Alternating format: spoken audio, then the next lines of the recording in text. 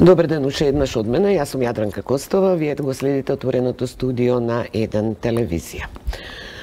Мој гостин во овој дел е Томислав Ѓоргиев, уредник на фотографија во неделникот Фокус. Тоа значи дека со Томи работиме многу години заедно во Фокус.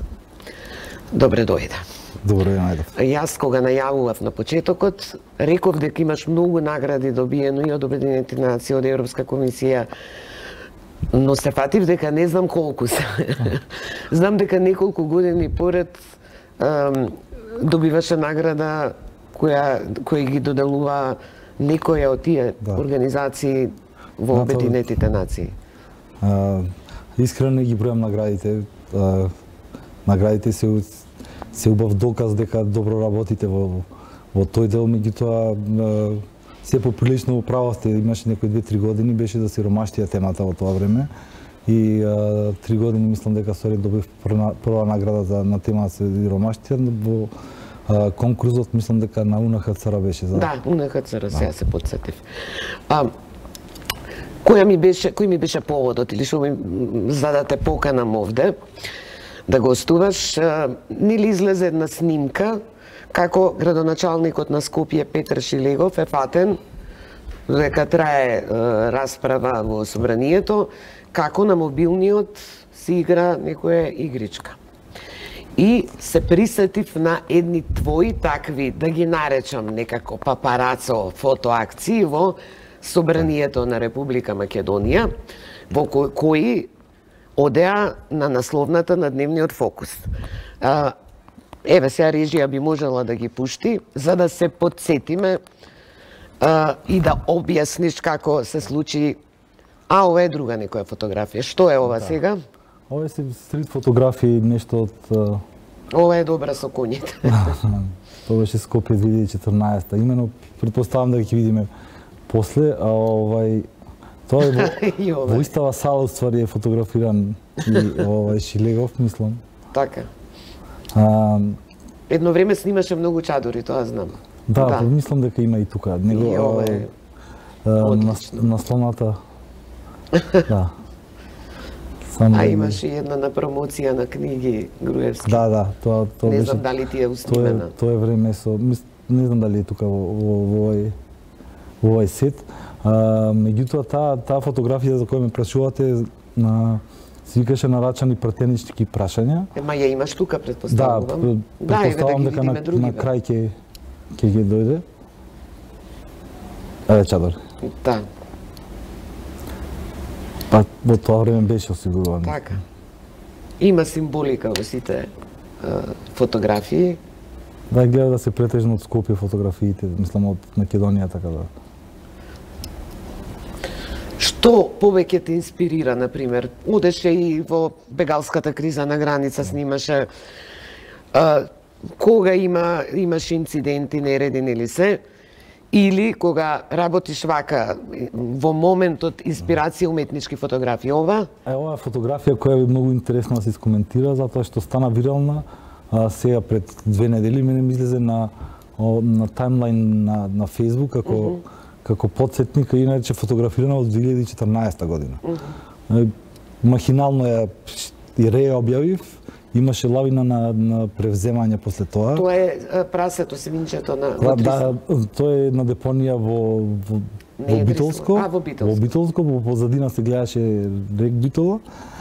Интересно е што сега поново луѓето мислеа дека е нова фотографија, имаш два табори, едните коментира нешто Северна Македонија ставајќи по политички контекст таква фотографија, другите беа каде во Европа до кога вака и така натаму. Седно, сакам да кажам дека многу често фотографиите се користат како фейк ньюс, пошто сега таков ни животот повеќе визуелно перципираме него претходно и прво што ќе им дојде на луѓето мисла дека е така и таа фотографија беше извадена од контекст и пласирана како да нешто, дури имаше некои портали кои ја пласираја како вест од тој ден, а ствари фотографијата беше пред 4 години. Вие фоторепортерите сте добро организирани и знам дека реагиравте уште за време на владата на Груевски кога беа спуштени камери и фотоапарати, но реагиравте и пред неколку месеци со новава влада на СДСМ во клубот на пратеници, кога не ви дозволува од Доба Рагол или да ги следите лидерските средби, ако не се лажам беа. Тоа беше за лидерските средби. Првиот пат кога реагиравме беше поради доцнењето на Груевски, кој имаше обичај да доцни по 45 минути, сат време и така натаму. Ете, ја заборив кој беше поводот. Тоа беше поводот, беше ние фоторепортерите бевме иницијатори, ги спуштивме камерите, излеговме и беше многу чудно во тоа време, пошто беше тоа во зенитот на И што најбитно, многумина не знаеа, ни новинарите кои беа. Не знаеа, не предпоставувам дека сите така изреагира и беше многу чудно за протоколот на Груевски, пошто се најде во небрано, тој стоеше сам на говорница, а ние стоевме онака и тој му беше се извинува после тоа и така натаму имаше. Сега и од СДСМ ви се извинува во клубот на пратеници. Да, тоа беше недоразбирање таму. Недоразбирањето беше протоколот викаше дека тоа е работа на МВР, МВР викаше дека протоколот им кажал да не трнат од тоа место, иако на тоа место фотографиравме до сега, не знам, веќе 20 години лидерски средби. И тука испадна куршлус, не ни дозволија и ние одбивме да работиме и после тоа се договоривме нормално и се надмина. Сега не знам каде е во оние снимки што ги фати. Едното е листот што го држи Илија Димовски. Има интересна и приказна врска со допишува со тогаш премиерот Никола Груевски, тоа е седница на пратенички прашања. Тоа е седница, да. Интересното беше во тоа време, пошто тоа беше изместување на нашиот парламентарен систем, пошто знаеме да парламентот му е шеф на било кој премиер. Се знаеме дека шеф од државата е стално кај нас премиерот, ама беше изместување на системот затоа што Груевски фактички се нарачува прашања и са целата кореспонденција јас успеав да ја фотографирам. Од горе, да, тоа беше оној последен петок во секој месец што го имаат за пратенички прашања. Секој четврток, мислам. Четврток или петок. Сеедно. Листчето се подаваше од Илија Димовски преку Силвана Бонева до Груевски и се враќаше наназад. Ако може да ја пуштат, да ја пуштат насловната на Фокус, тоа е. Да. И прашањето беше дали да одат... Дали да ги прашам тие прашања. Не, ова е другото пред тоа. Добро, ова е кога фати на мобилен. Да, ова е еден пратеник. Ова е многу слично со Шилегов, пошто станува збор за мобилен.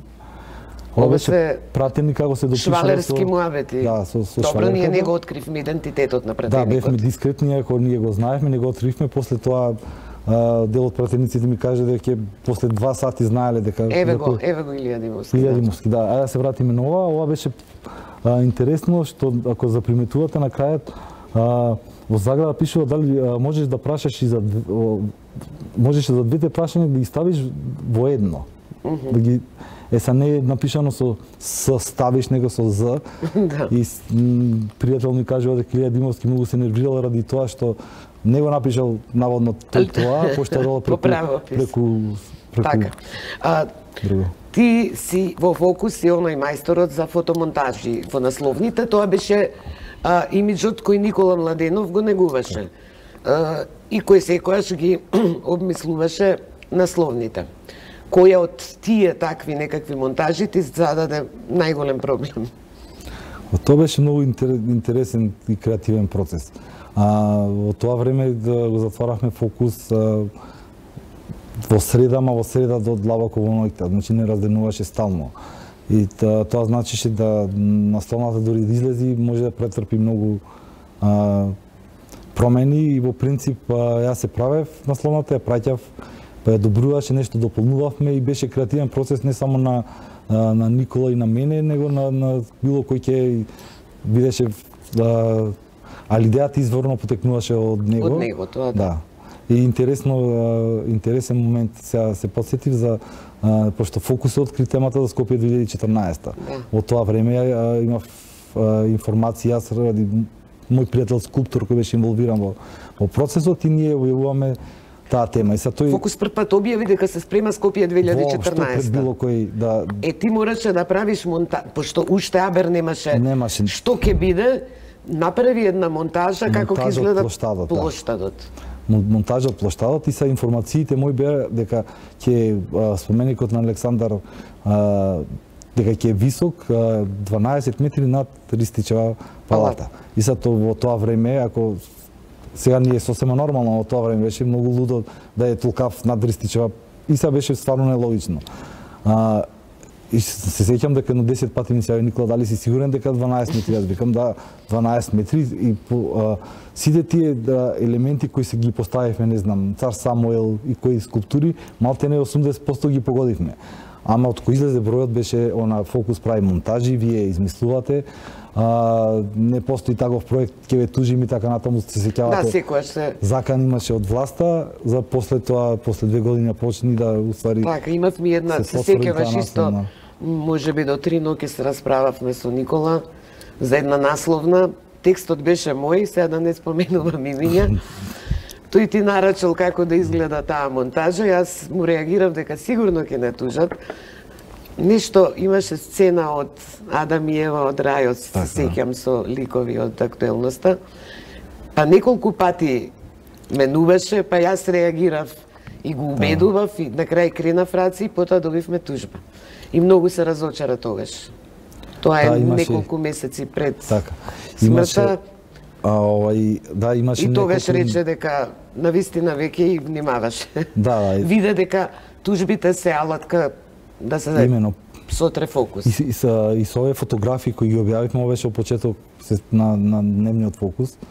И после тоа имавме фотографии од парламент кои беа малце чудни, кои нарочно ги објавивме ради тие тужби и така натаму, малце беше многу... Точно.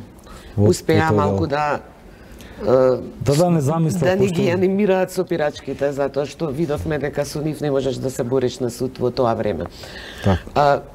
Вие, која спомна фоторепортерите, се организиравте на друг план. А тоа е за почит, нели, каде што реагирате за заштита на авторските права. Покренувате тужби за кражба на фотографии, не се само ти, нели, вие сте една група повеќе фоторепортери. Јас знам дека сега се присетив дека едно време го тужеше и град Скопје. Во време на Коца Трајновски една твоја фотографија ја зема и ја искористија за некој билборд. Да, за се уште постои тие туристички информатори. Тие билборди во тоа време тие си мислеа дека можат, значи нашле фотографијата и објавиле, се уште постојат туристички информатори по градов. Кога се јавив ми рекоа имам и 20 правници, не знам дали може да тужиш, а мислам дека кога отидовме со адвокат, кога виде дека работам во Фокус и така натаму, тогаш кога се малце ретерираше, ама односот спрема авторството и авторските фотографии ние се уште таков. Сега во право тоа си беше твоја иницијатива, мислам. Во принцип нашиот единствен производ е фотографијата, са тоа кој е девалвирано и нема цена, тоаш нема логика нашето постоење. Знаете, ние може да се случувало да има многу кризни, крвавиот четврток и така натаму ситуации кај што сме губели опрема и биле фоторепортери повредување, некој дома седи и тоа ви го превзема и го користи дури побрзо од вас. Има ли сега поголема свест на порталите да не се крадат фотографии? Во принцип ние тргнавме со опомени за тужба, не ни беше идејата нас да ги затвараме, сите ни се него да се стави ред. Да се стави некаков ред, имено. Имаше ефект. Иако сега помина веќе 7-8 месеци, сега пак се враќаме на исто, пошто повеќе не ги цимаме со опомени за тужби, сега пак се едно, ако мислат дека кој на Google дека може да го користат. Иако сега веќе има пресуда за фотографија и многу ми е криво за тоа што не е од македонски фоторепортер, него од српски првата пресуда и ќе седи во историјата дека Србин уствари го добил првиот спор за авторски права на фотографии. И за крај, соработуваш и со странски агенции и медиуми, каде излегле твои фотографии? Излегле на многу места.